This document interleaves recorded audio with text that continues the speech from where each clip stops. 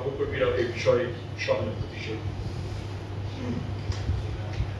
বর্তমানে শিক্ষক সংগঠনগুলো শতাংশ ভিত্তিক বাড়ি ভাড়া 20% বৃদ্ধি সহ অন্যান্য দাবি তুলেছেন। সরকারের আর্থিক বাস্তবতা অনুযায়ী 5% ন্যূনতম 2000 টাকা এখন আলোচনা।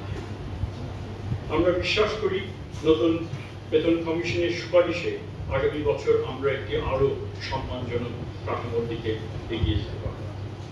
সরকার শতাংশ ভিত্তিক বাড়ি ভাড়া বিষয়ে শিক্ষকগণের দাবির প্রতি শ্রদ্ধাশীল এবং সংবেদনশীল। সামর্থ্য অনুসারে শতাংশ ভিত্তিক বাড়ি ভাড়া প্রদানের বিষয়টি সরকার সক্রিয়ভাবে বিবেচনা করছে।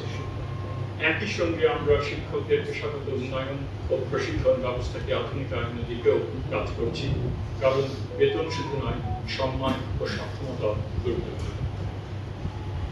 আমরা তিনটি নীতিতে এগোতে চাই: বাস্তবতা থেকে মুখ ফিরিয়ে নয়, বাস্তবতাকে বুঝে এগোনো, দোষারোপ নয়, সমাধান খোঁজা, সংখ্যা নয়, শেখার মানকে সাফল্যের মাপকাঠি করা।